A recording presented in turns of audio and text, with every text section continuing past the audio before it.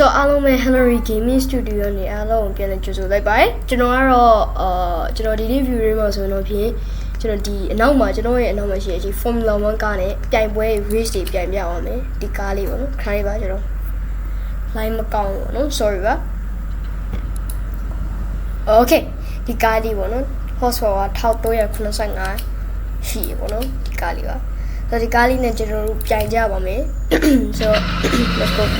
so ပြီးလို့ရှိရင်ကျွန်တော်ရဲ့ channel ကို like and subscribe လုပ်ခဲ့ဖို့လည်းမမေ့ပါနဲ့ဟုတ်ခင်ဗျာဟုတ်ကဲ့ပါကောင်းပြီ so ဒီကားကတော်တော်မြန်နေတယ်မှာပါပါတယ်ကျွန်တော်ဒီလောက် Formula 1ဆိုတဲ့အတိုင်းပဲတော်တော်လေးကိုမြန်တယ်ဘောလို့တော်ပြီ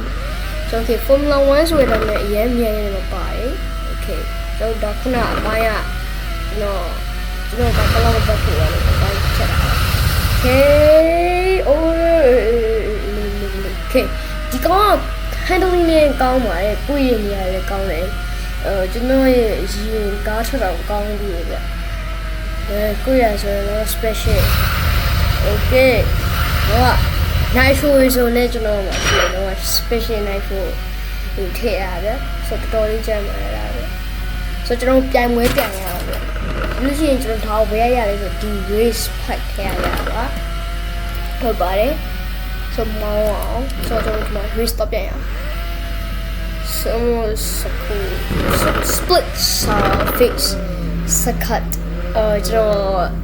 စလုံးပေါင်းမှားသွားရင်လည်းအတော်လို့မှားမှလည်းကျွန်တော်ခွင့်ပြုပြကြပါ so okay ကျွန်တော်ပြန်ရအောင်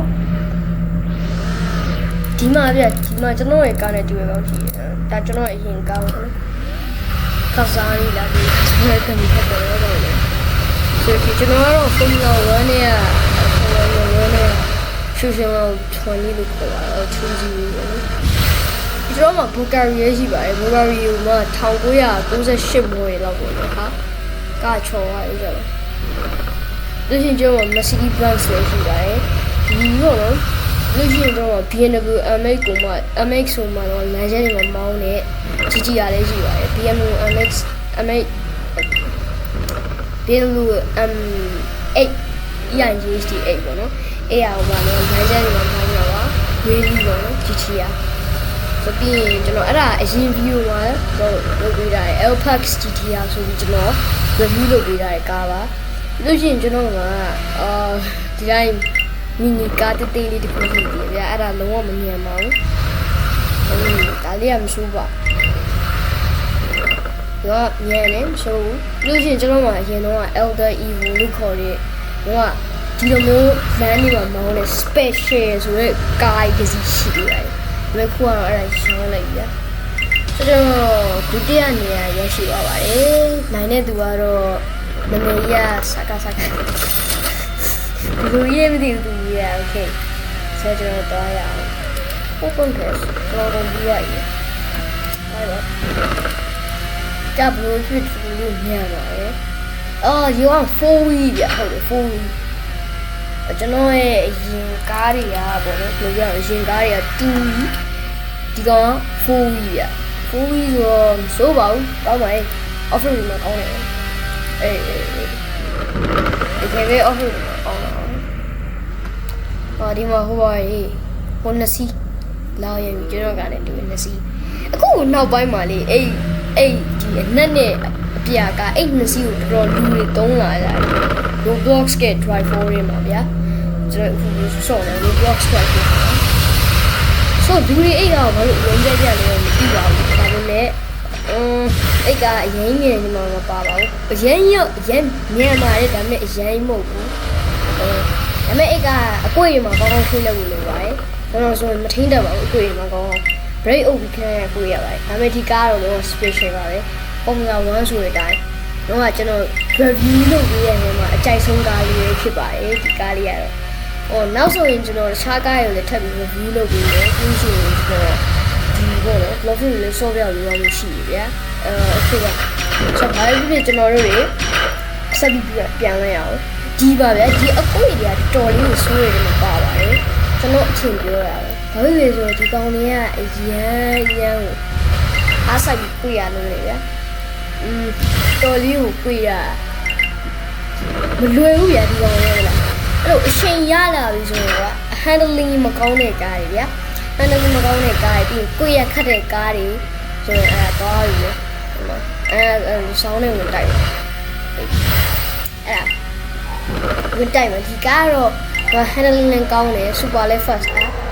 အဲ့ဒါလည်းအဲ့လိုဝင်တိုက်ပါလို့ super fast လည်းဖြစ်တဲ့အတွက်တော့ share ပါမယ် special ပြီးရင်ကျန်းတဲ့ခါဒါတော့အတွင်းရမှာအတွင်းကန်ဒီကို CRI ကိုအဲ့ကာဝူ fiber နဲ့လုပ်ထားပဲဖြစ်ပါတယ်ဟုတ်ပါအဲ့ကြောင့်လည်းအရင်ကတော့တတိယရပါတယ်ပြီးရင်လည်းပဲပထမဆုံးကတော့ psych ဒီနမရဘလို့ရင်းနေရ okay တော့ကျွန်တော်အော်ညီကကြော်တာအေးကျွတ်ဘာလို့ကျွန်တော်ကသူ့ကားလို့ရှိရတဲ့စီပေါ့နော်ဒီကားလေးကကျွန်တော်မောင်းကြည့်ကောင်းပြီဒီကားနဲ့ပြန်ကြည့်ကောင်းပြန်ကောင်းမှပြန်ကောင်းပေါ့ကျွန်တော်တွေ့တယ်မှာပဲတော်တော်မြင်နေတယ်ဒါပေမဲ့ကျွန်တော်ရဲ့ Formula 1တော့မြင်နေရ Formula 1နီးမြင် Formula 1နဲ့တူပဲဗျာမြင်တာဆိုတော့ဒါကြီးကောင်းပါ Okay ကျွန်တော်ဒါလည်းပြန်ကောင်းအထိုက်ပေါ့ကျွန်တော်ဒီဝဲလောက်ထားရင်းနဲ့ပြန်ကြည့်ပါဒီဝဲလောက်ပါပဲကျွန်တော်တို့တူတဲ့ကားနှစ်စီးရဖြစ်ပါတယ်မင်းရဲ့တကားလူပဲကျွန်တော်တကားလူဖွင့်ရပါတယ်ဒီပြန်ကြည့်ရအောင် Let's go guys ဟာတော်ပြီပါပြီတကယ်တော်ပြီပဲ Okay သွားမယ်ရင်းမောင်းနာ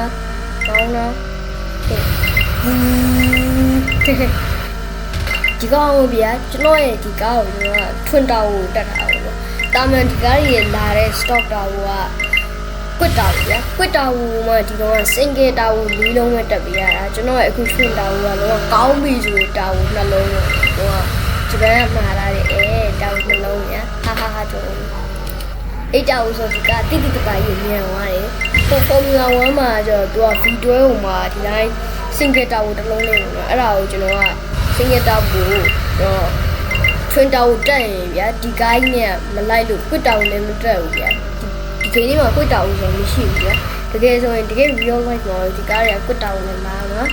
ကျွန်တော်အဲ့ဒါကို super charger ကိုတက်ဖို့ဆုံးဖြတ်လိုက်ပါတယ်EV လိုမျိုးဖြစ်သွားမယ်EV လိုမျိုးဖြစ်သွားတယ် super charger ဆိုတာဒီတိုင်းမြ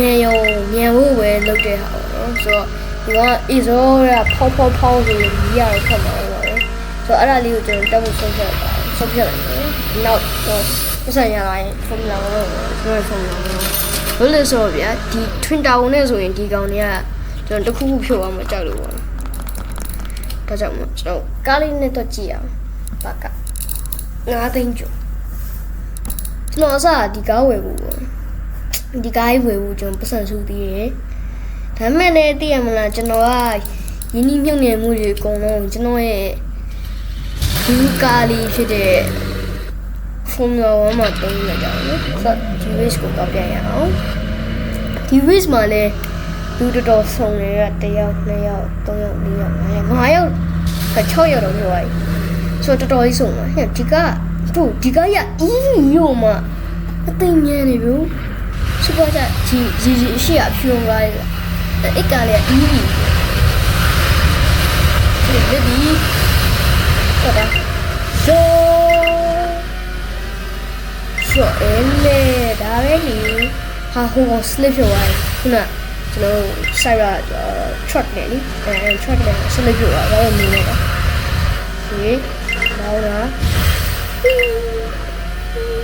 ပေါ့ဒီနေရာမှာတခုဆိုတာ handling မကောင်းတာပါပြီခုနကလူ slip ဖြစ်တယ်ဗျာအကယ်လို့ဘာသာတော့ handling အရင်ကောင်းသွားကြည့်ပြီးတော့ကိုယ့်ရအရင်ကောင်းနေတယ် slip ဖြစ်နိုင်ပါတယ်ဘယ်လိုလဲဆိုသူကိုယ့်လောက်ပါတာထပ်ပိုလွန်သွားပြီးတော့ဗျာတော့ကိုယ့်လိုက်တာနဲ့တော့တစ်ခါကိုယ့်နှစ်ခါလောက်ကိုယ့်တယ်လို့ပြောသွားပြီးတော့တစ်ခါကျရင် slip ဖြစ်နိုင်ပါတယ်ဒီလိုမျိုးအဲ့လို handling အရင်ကောင်းနေတဲ့ကားတွေကလည်းအဲ့ဒါတစ်ခုရှိပါတယ်ဒါမှဖြစ်ပါကျွန်တော်ဆက်မောင်းအောင် very nice okay ကျွန်တော်ပတ်တိုင်းရောက်ပြီစောက်ထွေးကျွန်တော်ပါနော်သူကတော့သူပါပဲနာမည်အဆိုင်နဲ့သူကဟုတ်ပါတယ် Facebook တဲ့ဟာတိုက်မိနေရဲ့ brother လို့ပါဒီမှာကျွန်တော်ကွန်ပျူတာရရတော့ခုံပြီးထွက်ရဟိုမှာသူခုံနေတယ် Let's go ရေးမမြောက်ပါဘူးရေးမမြင့်ပါဘူးပြောဆိုမောင်းမိလေရှိမှာတော့ကျွန်တော်တို့ drive 4ယူနေရမှာပဲဖြစ်ပါတယ် drive 4ရဲ့ကားယုံရင်းပဲဖြစ်ပါတယ်ဟုတ်ကဲ့ကျွန်တော်ဒီမှာတပြန်ရအောင်ကျွန်တော်ဒီ race လေးပြီးလို့ရှိရင်တော့ဗီဒီယိုအဆုံးသတ်ချင်ပါတယ်ဟုတ်လဲဆိုတော့ဗီဒီယိုကအရင်ရှိသွားမှာဆိုလို့ပါခေပါခုနက slip ဖြစ်သွားတယ်ဆိုတော့ဒီကားဗျအဲ့ဒါအဲ့ truck ကြီးရသူ slip ဖြစ်သွားတော့မြင်လိုက်တယ်သူကချော်သွားတော့ခေတော့ဆိုင်ကျွန်တော်နိုင်ချိုတော့တွေ့တယ်ပန်းရောင်လေးပါကျွန်တော်မှနိုင်ချိုကောင်းကောင်းဆိုရင်ဒီတစ်ခုပဲရှိတယ်ဟာကျွန်တော်တော့နောက်ဆုံးပိတ်အင်္ဂလိပ်လေးပါနောက်ဆုံးမှာရောက်နေပါနံပါတ်4နေရာမှာရောက်နေပါတယ်ရှင်းရနံပါတ်3နေရာကသူကြော်တက်ဖို့ဆိုရင်ဖြစ်နိုင်မှာသူက EV ကိုမှလုံးဝမြင်နေတယ်ရပါတော့မခံနိုင်ဘူးမဟုတ်ပါမခံနိုင်ဘူးမခံ EV လို့သိတယ်ရှင်းမှာတော့ကျွန်တော်ကြော်တက်က Lexus ပဲဖြစ်ပါတယ်ချော်သွားပါပြီ slip ဖြစ်သွားပါပြီဟုတ်ကဲ့ပါဟုတ်ကဲ့မမအဲ့ဒါမှတကယ်ဆိုးရတာ slip အဲ့မှာတွေ့Lexus ကြီး slip ဖြစ်သွားပါပြီ breaking news Lexus slip ဖြစ်သွား okay ရောက်ပြီရောက်လာပြီokay okay မလေးမခိုင်ဦးလီဟာကျွန်တော်ရမယ်နေရအောင်ဗျာနှစ်ယောက်တော့ကျွန်တော်ပြောသွားတယ်ကျွန်တော်တကယ်ဆိုရင်ဒုတိယနေရာရမှာတော်လေးကောင်းပါရဲ့ဒီနေရာနေရတို့ဆိုတော့ကျွန်တော်ရဲ့ဒီနေ့ view လေးတော့တက်လာပါပဲကျွန်တော်ကို like and subscribe လုပ်ခဲ့ပါကျွန်တော်ဒီနေ့မှာဒီ guide နဲ့ race လုပ်ပြပါကျွန်တော်ဒီထက်ပိုကောင်းတဲ့ view တွေနဲ့လည်းပြန်လာခဲ့ပါမယ်ဆိုတော့ bye bye ပါ